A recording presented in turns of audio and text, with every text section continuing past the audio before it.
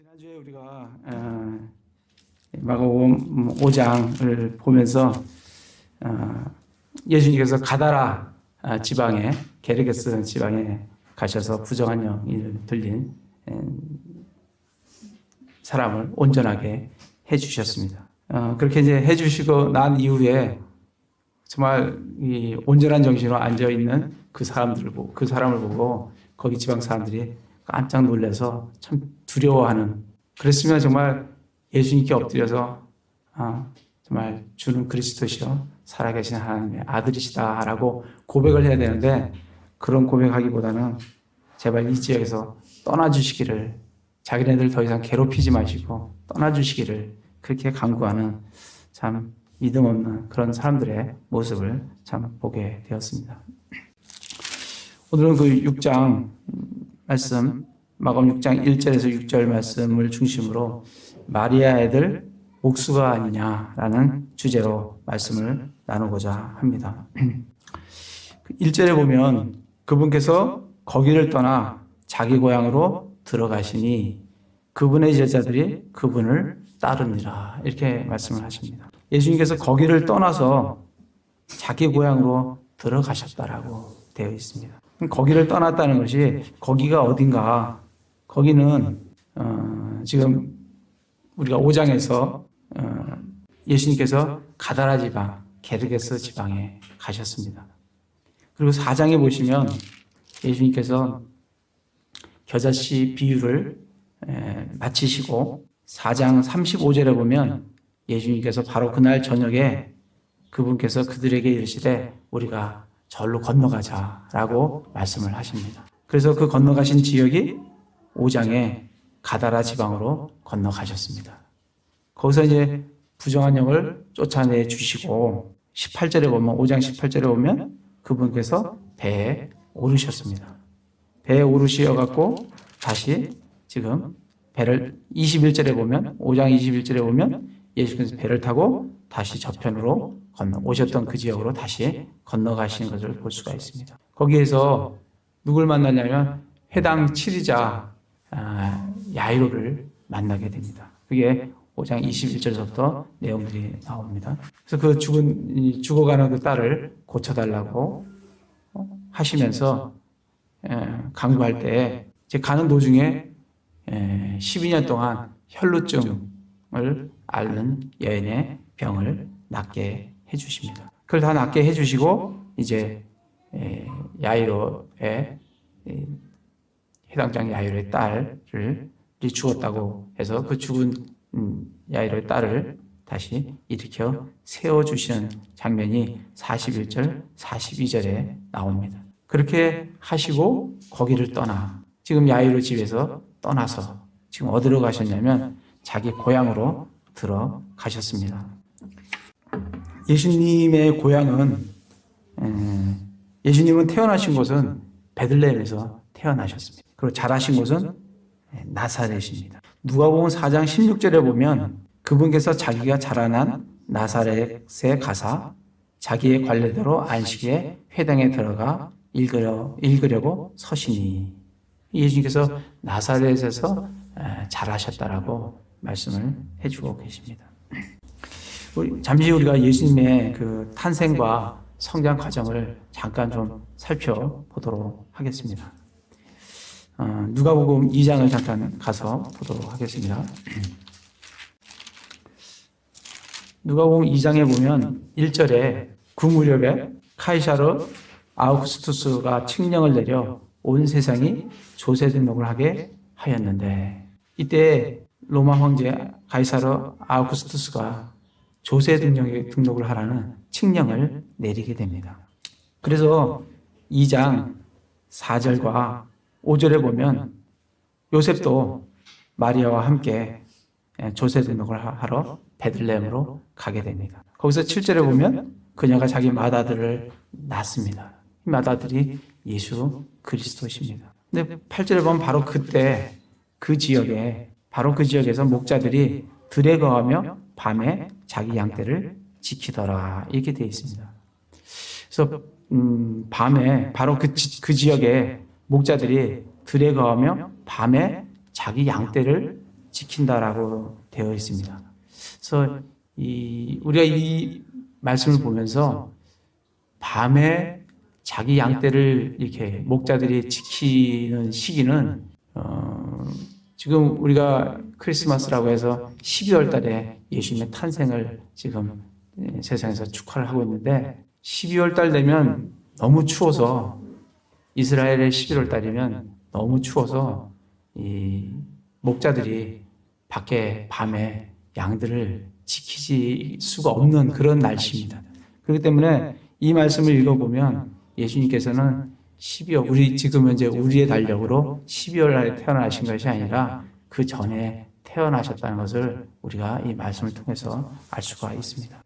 예레미야 36장 22절에서 23절에 보면 이 여호야김이라는 왕이 나와요. 이 여호야김 왕이 이제 왕은 9월에 이스라엘의 달력의 9월입니다. 9월에 겨울집에 앉아 있고 왕 앞에는 불타는 화로에 불이 있더라. 이 여호야김 왕이 9월 달에 어디에 있었냐면 겨울집에, 그러니까 지금 따뜻한 곳에 화로 앞에서 지금 예레미야가 쓴 그 말씀을 칼로 양피지를 쭉쭉 긁어가지고 화로에다 던지는 장면이 예레미야 36장 22절에서 23절에 나옵니다. 그게 몇 월 달이냐면 9월 달이에요. 그러니까 이스라엘을 달력으로 9월 달입니다.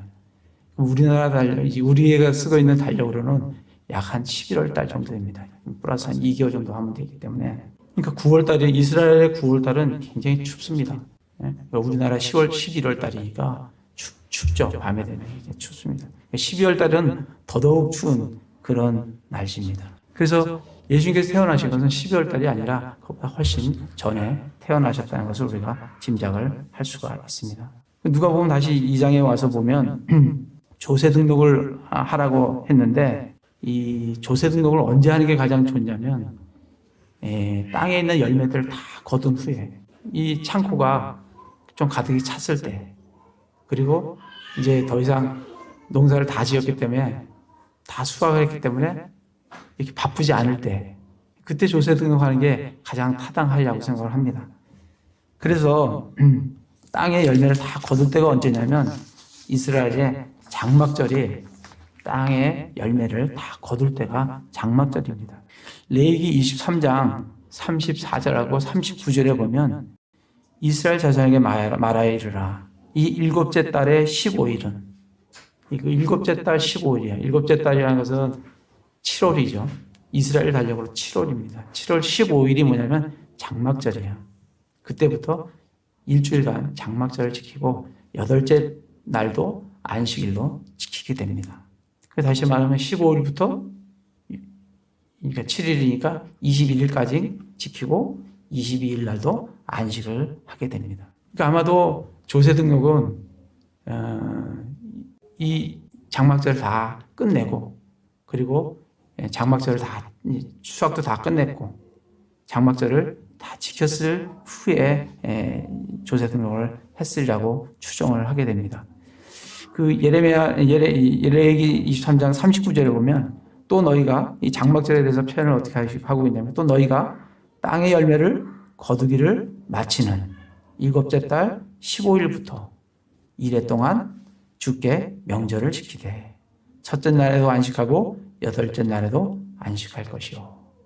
그래서 이 땅의 열매를 다 수확하는 그 장막절, 그때 7월 15일부터 일주일간을 지키라고 말씀을 해주고 계십니다. 그래서 예수님의 탄생을 추정을 해보면 예수님은 장막절을 다 지키고 그 다음에 이제 바쁜 일이 다 끝났을 때, 그때 조세 등록을 하러 마리아와 요셉이 베들레헴으로 떠났을 것이다 라고 추정을 하게 됩니다.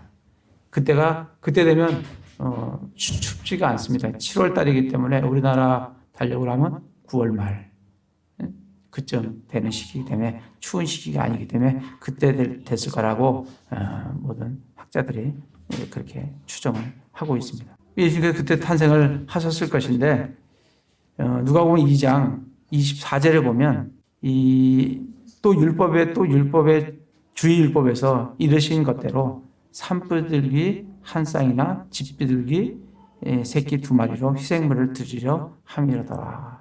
이 이스라엘 율법에는 자녀, 남자아이를 낳든 여자아이를 낳든 그 아이를 낳으면 율법에 따라서 의식을 치르게 되어 있습니다. 레위기 12장 2절에서 6절에 보면 여인이 씨를 수태하여 사내 아이를 낳으면 이래 동안 부정하리니 곧 분리하는 날들과 같이 그녀가 자기의 연약함으로 인해 부정할 것이며 8째 날에는 그 아이의 포피살을 베어 할례를 행할 것이요. 8째 되면 자녀의 포피를 뱁니다. 사내 아이를. 그러고 나서는 4절에 보면 그 뒤에 그 여인은 33일 동안 자기를 정결케 하는 피 안에 머무를 것이며 자기를 정결하게 하는 날들을 채울 때까지는 거룩한 것을 만지지도 말고 성소에 들어가지도 말지니라. 이렇게 되어 있습니다. 33일 동안은 성소에 갈 수가 없어요. 그리고 그녀를 정결하게 하는 날들이 다 채워지면 33일이 다 끝나면 남자애는 33일이고 여자애는 66일입니다. 다 끝나면 채우면 그녀는 1년 된 어린 양을 번제 헌물로 취하고 또 집비둘기나 비둘기 새끼나 산비둘기를 제헌물로 취하여 해중의 성막문으로 제사장에 가져갈 것이요. 그래서 33일이 되면 번제 헌물과 제헌물을 가지고 제사장한테 나가라고 말씀을 해주고 계십니다. 그래서 그 규례에 따라서 2장 24절에 마리아와 요셉은 주의 율법에서 이르신 것대로 산비둘기 한 쌍이나 집비둘기 새끼 2마리로 희생물을 드리려고 갔습니다. 그걸 다 마치고 2장 39절에 가면 그들이 주의 율법에 따라 모든 일을 행하고 이제 그 일을 다 행한 거예요. 그리고 갈릴리로 돌아가 자기들의 도시 나사렛에 이르니라. 그걸 마치고 이제 돌아갔어요. 41절에 보면 이제 그분의 양치는 해마다 6월절이 되면 예루살렘에 갔더라. 이렇게 되어 있습니다. 그래서 해마다 6월절이 되면 마리아와 그리고 요셉은 어디에 가냐면 예루살렘에 갔습니다. 예수님께서 장막절 조금 후에 태어나셨다고 하면 이스라엘 달력으로는 7월 말이고 우리나라 달력으로는 9월 말 아니 10월 초쯤 됐으리라고 생각을 합니다. 그러면 첫 번째 6월절이 돌아오면 6월절은 이스라엘 달력으로 1월 달입니다. 1월 14일이 6월절이에요. 그래서 이 첫 번째 6월절이 되는 때가 예수님이 그 7월 말에 태어나셨다고 하면 5개월 후 5개월 반 정도 1월 14일이 되니까 5개월 반 정도가 지나면 첫 번째 6월절이 돌아오게 됩니다. 해마다 마리아와 요셉은 6월절에 그 어린아이도 데리고 갔겠죠. 데리고 어디로 가요?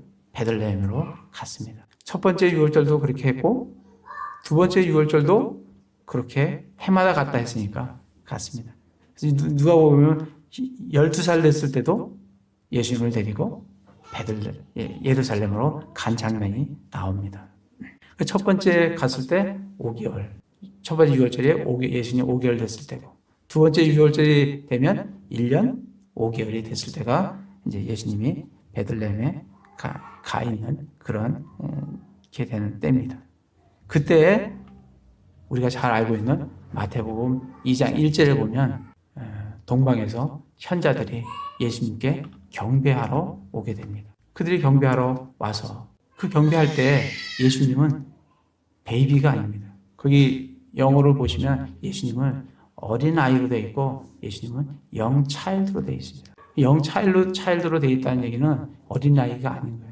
그래서 누가복음에서는 예수님의 탄생에 대해서 얘기를 해주고 있고 마태복음의 2장에서는 예수님이 조금 성장하신 어린 아이였을 때의 얘기를 해주고 있습니다. 그래서 1년 5개월, 1년 혹은 1년 6개월 정도 된 그런 이제 어린 아이로 성장을 했을 때 현자들이 동쪽에서 예수님께 경배드리러 오게 됩니다. 그럴 때 헤롯이 그 현자들에게 물어서 그 태어난 장소와 그리고 시기를 정해서, 그리고 그들이 정말 하나님께서 천사들이 헤롯에게 가지 말고 다른 길로 돌아가라 했을 때 헤롯이 자기가 우롱당한 줄 알고 그 베들레헴에 있는 2살, 자기도 시기를 따져보니까 예수님이 1년 반 정도 됐을 거로 추정이 되니 2살 아래에 있는 베들레헴에 있는 자녀들은 다 죽이게 되는 그런 이제 사건이 일어나게 됩니다. 그래서 이집트로 갔다가 그 다음에 헤롯이 죽었다는 소식을 듣고, 그것도 그렇지만 아켈레오가 거기를 통치한다는 소리를 듣고 그 베들레헴으로, 예루살렘으로 가지 않고 나사렛으로 가서 거기서 거하게 되게 됩니다. 그래서 예수님의 고향이 나사렛이 되는 겁니다. 태어나기는 베들레헴에서 태어났지만 자라신 곳은 나사렛이기 때문에 나사렛이 예수님의 고향이 되는 것이죠. 이 나사렛이라는 곳은 제가 예전에 TV에 이렇게 한번 보니까 영국의 그 대문호 셰익스피어가 태어난 곳은 굉장히 유명한 관광지더라고요. 정말 해마다 축제를 그렇게 성대하게 하더라고요. 근데 이 나사렛은 한 나라의 그 대문호가 태어난 그런 곳이 아니라 정말 온 인류를 구원하시는 예수님이 자라신 곳이에요. 거기가 나사렛입니다. 근데 이 나사렛에 대해서 어떻게 표현을 하고 있냐면 마태복음을 잠깐 보도록 하겠습니다. 마태복음 4장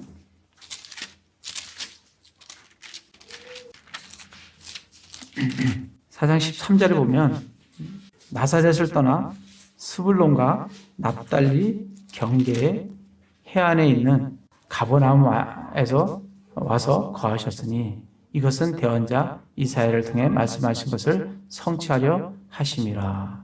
이르시되 스불론 땅과 납달리 땅과 요르단 건너편 바닷길 옆 이방인들의 갈릴리여.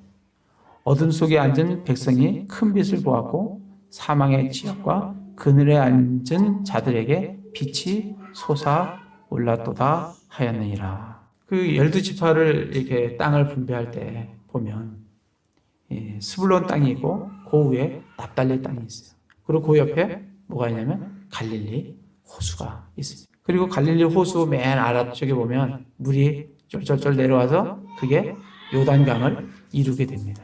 요단강을 이루게 되는데 여기서 보면 스불론 땅과 납달리 땅과 그리고 요르단강 건너편 바닷길 옆 요르단 건너편에 이쪽 지중해 그 사이에 바닷길이 있습니다. 그걸 바닷길이라 하는데 이 바닷길은 어떤 길이냐면 저 밑에 아프리카 이집트에서부터 쭉 올라와서 블레셋 길을 통과를 해서 그 다음에 무깃돌을 통과를 해요. 그리고 갈릴리를 돌아서 하란으로 이렇게 올라가서 메소포타미아로 이렇게 이어지는 굉장한 중요한 국제 도로입니다. 아브라함도 그 길을 통해서 하란에서 그 길을 통해서 이렇게 온 길입니다. 그 건너편 바닷길 옆 이방인들의 갈릴리요. 이 갈릴리를 뭐라고 표현하냐면 이방인들의 갈릴리요. 거기는 정말 유대 이스라엘 땅이라고 하지만 사실 이스라엘 땅이라고 할 수 없을 만큼 이방인들이 이방인화된 그러한 도시입니다. 거기에 대해서 어떻게 얘기하냐면 어둠 속에 앉은 백성이, 거기 있는 곳을 뭐라고 얘기하냐면 어둠 속이라고 얘기해요. 그리고 사방의 지역이라고 얘기합니다. 사망의 지역과 그늘에 앉은 자들에게. 그 갈릴리 땅을 뭐라고 하냐면 어둠 속이요 사망이요 그늘에 앉았다라고 표현을 하고 있습니다.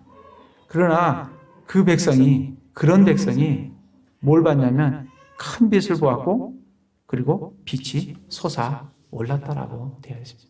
우리 예수님 그리스도를 지금 표현을 해주고 있는 것입니다. 그래서 갈릴리가 그런 나사렛이, 갈릴리에 있는 그 나사렛이 그러한 곳이라고 지금 말씀을 해주고 있습니다. 오늘 마가복음에 다시 와서 마가복음의 6장에 와서 그런 고향으로 예수님이 들어가셨어요. 자기 고향으로 들어가셨습니다. 그러나 그분의 제자들이 그분을 따랐습니다. 예수님의 직업은 뭐냐면 3절에 보면 이 사람은 마리아 아들 목수가 아니냐. 예수님의 직업은 목수입니다. 예수님의 양아버지 요셉의 직업도 목수예요. 목수로서 일을 하시다가 지금 이제 공생의 사역을 지금 시작하고 계십니다. 그래서 고향으로 들어가서 그분의 제자들이 그분을 이렇게 따릅니다. 예수님께서 어떤 말투를 쓰셨다고 생각을 하십니까? 예수님께서는 그죠? 나사렛에서 30년 이상을 사셨기 때문에 당연히 갈릴리 말투를 쓰셨을 거라고 생각을 합니다. 마가복음 14장 69절에서 70절에 보면 그 베드로가 예수님을 부인하는 장면이 나와요. 그럴 때 옆에 있던 사람이 그 베드로에 대해서 뭐라 하냐면 너는 확실히 그들과 한패라. 너는 갈릴리 사람이며 내 말투는 거기 말투와 일치하느니라. 그래서 그 말투만 들어도 우리가 한국도 말투만 들으면 이 사람이 경상도 사람인지 전라도 사람인지 충청도 사람인지 알 수 있듯이 그 이스라엘도 말투만 들으면 저 사람이 갈릴리 사람인지 데가볼리 사람인지 유대 사람인지 사마리아 사람인지 알 수 있다는 겁니다. 제가 포항에 이제 84년도에 포항에 처음 내려가고 일을 하는데 제가 우리 계장 상사인 계장 얘기를 한 50% 정도 알아듣는 것 같아요. 그래서 늘 이 노트를 가지고 가서 이제 오다를 받아야 되니까 지시를 받아야 되니까 이제 듣고 적습니다. 이게 다 잘 못 알아듣기 때문에 적어요. 저는 이제 서울에서 24년간을 살고 내려왔기 때문에 제 말은 서울은 말씨라 그러고 경상도는 말투라 그럽니다. 이게 참 경상도를 참 무시하는 지방 사람들을 무시하는데 그래서 지금 성경에서도 갈릴리 말씨라 안 하고 갈릴리 말투라고 합니다. 왜냐하면 거기 지방이기 때문에. 제가 저는 서울 말씨를 쓰고 경상도는 경상도 말투니까. 그래서 제가 이제 그 적습니다. 어떨 때는 알 것 같기도 하고 하다가 돌아와서 보면 이게 무슨 말인지 잘 이해가 잘 안 갈 때는 가서 고민하다가 다시 재차 이제 물을 때가 있습니다. 그렇게 해서 이제 신입사원 시절을 했는데 예수님도 마찬가지. 예수님도 갈릴리 사람이기 때문에 갈릴리 말투를 썼을 걸로 생각을 합니다. 옷차림은 어떠시겠습니까?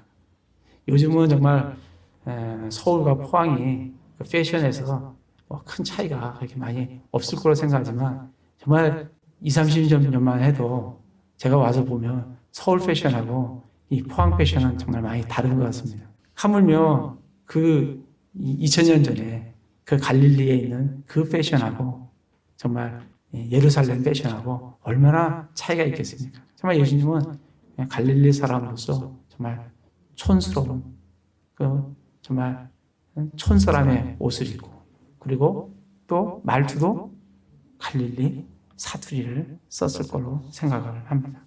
그리고 자기를 따라오는 그 제자들, 이 제자들도 좀 정말 학식 있고 이러면 좀 품위가 좀 있을 건데 전혀 그렇지가 않아요. 갈릴리 중에서도 그 험한 어부 출신들이 대부분인 것을 볼 수가 있습니다. 참 어떻게 보면 제자들도 참 무식하고 7장 그 마가복음 7장 2절에 보면 그 바리새인들이 이 제자들을 손 안 씻고 그 빵을 먹는다고 그렇게 핀잔을 주는 장면을 볼 수가 있습니다. 이 사람들은 손 씻는 게 별로 문제가 안 되는 그런 사람입니다. 배고프면 그냥 손 집어서 그냥 손이 좀 더럽더라도 집어서 먹는 그런 사람들이 바로 예수님의 제자들입니다. 이 사람들이 예수님을 위주해서 몇 명이 따라갔는지 모르겠지만 13명이 그런 옷을 입고 그 작은 나사렛이라는 그 적은 동네에 한번 이렇게 활보하고 다닌다고 좀 생각을 해보면 저는 이게 좀 그거 생각할 때 보면 참 우스웠겠다 좀 생각이 좀 듭니다. 정말 요즘 같아도 우리 여기 좀 시골 같은 강구라든지 아니면 청송이라든지 아니면 봉화라든지 그런데 정말 촌스러운 옷을 입고 13명이 무리를 지어서 쫙 다닌다고 하면 그 동네 사람들이 쟤들은 도대체 뭐 하는 사람들인지 이런 어떤 핀잔의 말들을 했을 걸로 생각을 합니다. 그게 지금 1절 말씀이에요. 거길 떠나 자기 고향으로 들어가셨는데 그분의 제자들이 예수님을 따랐어요. 그래서 2절에 보면 안식일이 되어서 예수님이 회당에서 가르치기 시작했어요. 정말 예수님이 가르치시면 하나님이 하나님의 말씀을 가르치는 거예요. 이건 정말 우리가 상상도 못하는 그런 가르침일 거라고 생각이 듭니다. 정말 사도 바울이 가르쳐도 대단할 건데 하나님이신 예수님이 하나님의 말씀을 사람들에게 가르친다고 하면 얼마나 놀랐겠습니까? 그러니까 2절에 보면 많은 사람들이 그분의 말을 듣고 깜짝 놀라게 됩니다. 어투는 사투리인데 말하시는 그 내용은 정말 듣도 보지 못한 그런 하나님의 말씀을 쏟아내고 있으니까 이 사람들이 깜짝 놀라지 않을 수가 없을 걸로 생각합니다. 마태복음 5장에서 7장을 보면 산상수훈을 얘기를 하죠. 그 산상수훈을 예수님께서 갈릴리 사투리로 그 산상수훈을 얘기했다고 한번 생각해 보십시오. 저는 2번 놀랄 거로 생각합니다.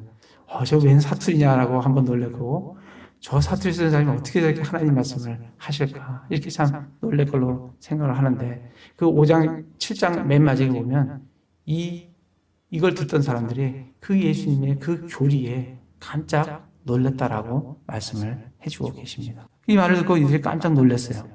그 2절에 보시면 이 사람이 어디에서 이런 것들을 얻었느냐?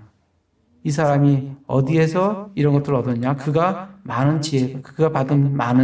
받은 지혜가 어떠하기에 그가 자기 손으로 이런 능력이 있는 일들을 행하느냐? 예수님의 그 지식에, 그리고 그 지혜에, 그리고 그 능력에 정말 깜짝 이들이 놀랐습니다. 예수님의 능력은 최근에 한 것만도 보면 우리가 마가복음 5장부터 거슬러 올라가면 야이로 죽은 딸을 살리셨죠. 그죠? 12년 된 혈루증 앓는 여인의 병을 고쳐주셨죠. 그리고 대가볼리에 가서 가다라 지방에 가서 부정한 영 들린 사람을 온전케 해주셨죠. 그리고 그 전에 바다를 잠잠케 하셨어요. 그것만 봐도 정말 바다를 잠잠케 하시는 이 자연 세계를 컨트롤하시는 주관하시는 예수님을 볼 수가 있고 그리고 정말 영적인 세계, 부정한 영들을 영적인 세계를 주관하시는 예수님 그리고 병들을 고치시고 죽은 자를 살리시는 그런 예수님을 그런 능력을 이들이 듣고 보고 깜짝 놀랐다고 지금 말씀을 해주고 있습니다. 그런데 이들의 반응은 3절에 보면 이들의 반응은 이렇게 되면 당연히 어떤 반응이 돼야 되냐면 무릎 꿇고 납작 엎드려서 주는 그리스도시요 살아계신 하나님의 아들이십니다 라고 고백을 해야 되는 게 당연한데 이들의 고백은 3절에 보면 이 사람은 마리아 아들 목수가 아니냐 이런 고백을 합니다. 이 사람은 마리아 아들 목수가 아니냐. 이 갈릴리 사람들은 이 예수님을 구약에서 예언된 하나님께서 예언하시고 보내주시겠다고 하신 그 그리스도 기름 부음 받은 자 영원한 왕이신 구원자 예수님으로 보는 것이 아니라 자기들이 어릴 때부터 성장했던 그리고 자라서 목수가 돼서 목수일을 했던 그 예수님으로 이들은 보고 있는 겁니다. 그러니까 이들은 예수님을 육신대로 안 하는 거예요. 예수님은 하나님께서 보내신 하나님의 아들이시오 그리스도이신데 이들은 예수님을 육신적으로 아는 그렇기 때문에 이들이 야고보와 요새와 유다와 시몬의 형이 아니냐 그의 누이들이 우리와 함께 있지 아니하냐 이렇게 예수님을 육신대로 알고 육신대로 믿게 되니까 그들이 말씀에 하고 그분으로 인해 실족하니라 그들이 그것으로 인해서 실족하게 되는 것을 보게 돼요. 이들은 예수님께서 하나님의 말씀을 하고 하나님의 일들을 행하는 걸 보고는 그렇게 예수님께서 그런 일들을 행하시는 분께서 구약에 예언된 대로 보내주시겠다 하신 그 메시아의 표적을 지금 행하고 있는데 이들은 그 말씀에 따른 예수님을 보는 것이 아니라 자기들의 생각과 자기들이 경험했던 예수님을 알고 그 예수님을 표현하기를 이 사람은 마리아의 아들 목수가 아니냐라고 지금 부르고 있습니다. 고린도후서 5장 16절에 보면 그러므로 이제부터는 우리가 아무도 육신을 따라 알지 아니하노니 참으로 우리가 그리스도를 육신을 따라 알았으나 이제부터는 그분을 더 이상 그같이 알지 아니하노라. 이렇게 되어 있습니다. 사도 바울도 예수님을 어떻게 알았냐면 육신을 따라 알았어요. 예수님은 그냥 예수님이지 그분이 그리스도가 아니라는 겁니다. 그렇기 때문에 사도 바울은 예수님을 그리스도로 믿는 그리스도인들을 핍박하고 죽이고 했던 것이 그가 예수님을 육신을 따라 알았기 때문에 그러한 일들을 행한 걸 볼 수가 있습니다. 그랬을 때 그는 그분, 이 5장 16절, 고린도서 5장 16절에서 이제부터는 더 이상 그분을 더 이상 그같이 알지 아니하노라. 그같이 알지 않다는 얘기는 육신대로 알지 않고 이제는 하나님의 말씀에 따라 하나님께서 말씀해 주신 그 말씀의 근거에서 예수님을 알게 되었다라고 말씀을 해주고 있습니다. 이 예수님을 육신대로 알게 되면 어떻게 되냐면 누가복음 4장을 한번 가보겠습니다. 누가복음 4장에 가시면 이 지금 마가복음과 동일한 장면이 누가복음에 나오게 됩니다. 예수님께서 누가복음 4장 16절에 보면 그분께서 자기가 자라난 나사렛에 가사 자기의 관례대로 안식일에 회당에 들어가 읽으려고 서시니 이 동일한 장면이에요. 동일한 장면인데 이렇게 말씀을 하시고 다 하고 나니까 22절에 보면 모두가 그분에 대해 증언하고 그분의 입에서 나온 은혜로운 말씀들에 놀라서 이르되 이들이 예수님께서 하신 말씀에 놀랐어요. 그리고 반응이 뭐냐면 이 사람은 요셉의 아들이 아니냐 하니라.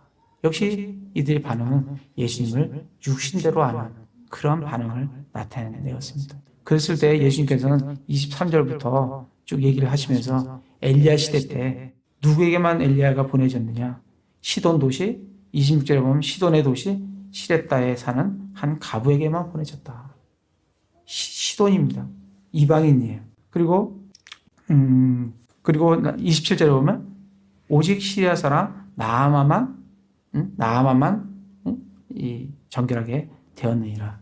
나아만 장군이 이 사람들이 이방인 사람입니다. 지금 예수님께서 얘기하시는 것은 너희가 나를 육신대로 아니까 이제 너희가 아니라 이방인들에게 정말 하나님의 왕국이 돌아간다라고 지금 말씀을 해주고 계십니다. 그랬을 때 28절에 보면 해당에 있던 모든 사람들이 이 말을 듣고 진노가 가득하여 일어나서 그분을 도시 밖으로 밀어낸 뒤 자기들이 도시가 세워진 산의 낭떠리까지 그분을 끌고 가서 그분을 거꾸로 떨어뜨리려고 하네. 예수님을 육신대로 하니까 예수님을 어떻게 하냐면 예수님을 죽이려고 하는 그런 결과까지 낳게 되는 것을 볼 수가 있습니다.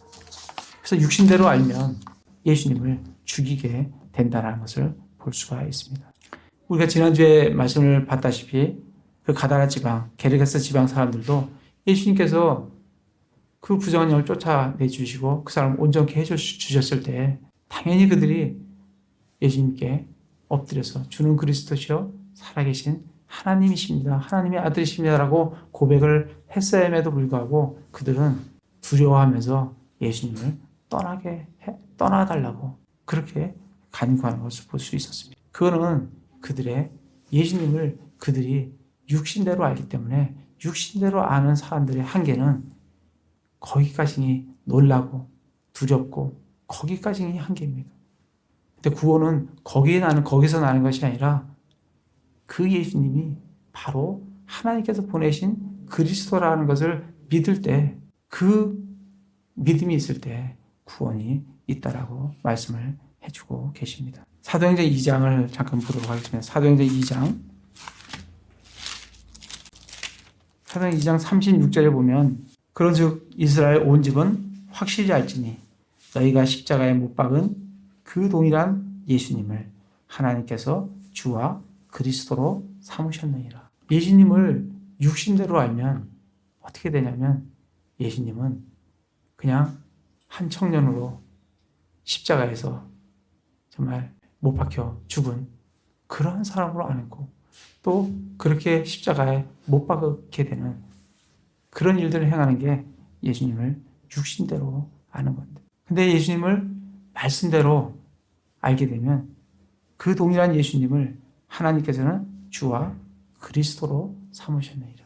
우리가 하나님 말씀대로 예수님을 알게 되면, 육신대로 알지 않고 하나님 예수님을 말씀대로 알게 되면 예수님은 주님이시여 그리스도시라는 것을 우리가 알 수 있게 됩니다. 그래서 정말 오늘 말씀 마가복음에서 정말 이 나사렛, 정말 형편없는 낙후된 정말 사망의 그늘, 그런 곳에 빛이 떠올랐는데 이들은 그 빛 떠오른 그 예수님을 육신대로 알므로 말미암아 정말 그 놀라운 빛인 구원의 복인 그 예수님을 알아보지 못하고 그분을 핍박하고 그분을 십자가에 못 박게 되는 것을 보게 됩니다. 그래서 예수님은 이스라엘의 그리스도로 오셨습니다. 그리스도란 말은 기름 부음 받은 자라는 의미로 정말 대언자고, 그 대언자고 영원한 왕으로, 구원자로 오셨습니다. 그래서 예수님께서는 회개하라, 하늘의 왕국이 가까이 왔다. 하나님의 왕국이 가까이 왔으니 회개하고 복음을 믿으라라고 선포를 하셨습니다. 이 왕이 가까이 왔다는 것은, 왕국이 가까이 왔다는 것은 왕이 가까이 왔다는 것을 의미해 주고 있습니다. 그래서 마가복음 1장 1절에 하나님의 아들 예수 그리스도의 복음의 시작이라고 지금 말씀을 해주고 있습니다. 그러나 이 이스라엘 사람들은 그들은 예수님을 왕으로 받아들이지 않았어요. 사실 그들만큼 정말 이 가까이에서 표적을 보고 또 그들만큼 정말 하나님의 말씀을 듣고 하는 민족이 정말 어디에 있습니까? 근데 그들은 보고 듣고 놀라긴 했어도 예수님을 육신대로 알았지 예수님을 말씀대로 성경에서 구약에서 하나님께서 보내주신 그리스도 왕 메시아 그 대언자로 받아들이지는 않은 것을 보게 됩니다. 그 결과로 하늘의 왕국은 이 땅에 세워지지 않게 되었고 하나님의 왕국도 빼앗아 왕국의 열매를 맺는 민족에게 주시겠다고 말씀을 하십니다. 마태복음 21장 43절에 보면 그러고 내가 너희에게 이르노니 아버지께서 너희로부터 하나님의 왕국을 빼앗아 왕국의 열매를 맺는 민족에게 주시리라라고 말씀을 해주십니다. 이스라엘 사람들은 예수님을 육신대로 알아서 예수님을 십자가에 못 박아 죽게 하시고 하늘의 왕국에도 들어가지 못하고 하나님의 왕국도 빼앗겨버리는 그러한 민족이 된 것을 볼 수가 있습니다. 이것이 예수님을 육신대로 알았을 때 이스라엘 백성이 실족하게 되는 결과인 것을 볼 수가 있습니다. 다시 마가복음에 가면 그래서 예수님께서 이스라엘 백성들이 3절에 실족하니라. 4절에 보면 그러나 예수님께서 그들에게 이르시되 대언자가 자기 고향과 자기 친족과 자기 집 외에서는 존경받지 못하는 일이 없느니라 하시고 정말 그 자기 고향에서는 참 존경받지 못하는 그런 분인 것을 볼 수가 있습니다. 정말 자기 고향뿐만 아니라 아예 이스라엘 땅에서 존경받지 못하는 분인 것을 볼 수가 있습니다. 오히려 이스라엘 땅이 아니라 정말 이방 땅에서 예수님을 높이는 그런 지금 결과를 참 보게 됩니다. 5절에 보면 거기에서는 하시고 5절에서 거기서는 어떤 능력이 있는 일도 행하실 수 없어서 다만 몇몇 병든 자들에게 안수하여 그들을 고치실 뿐이었으며 예수님께서는 거기서는 어떤 능력이 있는 일도 행하실 수가 없다라고 말씀을 하십니다. 예수님께서는 부정한 영에게 나가라 하면 부정한 영이 나가고 바다가 잠잠하라 하면 바다가 잠잠하고 정말 이 오병이어로 5,000명을 먹이시고 모든 것을 하실 수 있는 분이지만 한 가지 하실 수 없는 일이 있어요. 그 5절에 보면 거기서는 어떤 능력이 있는 일도 행하실 수 없어서 예수님께서는 믿음이 없는 곳에서는 어떤 일도 행하실 수 없다라고 말씀을 하고 계십니다. 6절에 보면 그들이 믿지 아니함으로 예수님께서는 2절에 하나님의 말씀을 그들에게 들려주셨어요. 그러나 그들은 그거에 대한 반응이 3절에 육신대로 예수님을 알았어요. 그 믿음 없는 그들의 행동에, 믿음 없는 그들의 태도에 대해서 예수님은 거기서는 아무것도, 어떤 능력이 있는 일도 행하실 수 없다라고 말씀을 해주고 계십니다. 정말 예수께서 한 가지 못하시는 것은 정말 자유의지를 갖고 있는 그 인간에 대해서는 예수님도 어떻게 하실 수 없는 것을 참 보게 됩니다. 마태복음 13장 58절에 보면 정말 하실 수 없는 게 아니라 하지 않으셨다라고 말씀이 되어 있습니다. 예수님께서는 믿음이 없는 곳에서는 어떤 일도 하지 않으신 것을 참 볼 수가 있습니다. 히브리서 4장 2절에 보면 우리뿐만 아니라 그들에게도 복음이 선포되었으나 선포된 그 말씀이 그것을 들은 자들 속에서 믿음과 섞이지 아니하였으므로 그들에게 유익을 끼치지 못하였느니라. 예수님께서 일할 수 없는 것은 믿음이 섞이지 않는, 믿음이 없는 사람에게는 아무런 일도 하실 수 없다라고 말씀을 해주고 계십니다. 믿음이 없는 곳에는 예수님이 아무것도 할 수 없지만 또 예수님께서는 믿음만 있으면 불가능한 것이 없다라고 또 말씀을 하고 계십니다. 마가복음 9장 23절에 보면 예수님께서 그에게 이르시되 내가 만일 믿을 수 있거든 믿는 자에게는 모든 것이 가능하니라 라고 말씀을 해주십니다. 그래서 믿음이 없는 곳에서는 예수님이 아무것도 할 수 없지만 믿음이 있는 곳에서는 불가능한 것이 없다라고 말씀을 해주고 계십니다. 마태복음 18장 20절에 보면 겨자씨 한 알만한 믿음이 있어도 이 산이 들어서 저 바다에 던지우라 하면 그렇게 될 것이라고 말씀을 해주고 계십니다. 정말 겨자씨만한 작은 믿음이라도 정말 그 믿음이 살아있다라고 하면 산을 옮겨서 물에 바다에 빠치우라 하면 빠치워진다라고 말씀을 해주고 계십니다.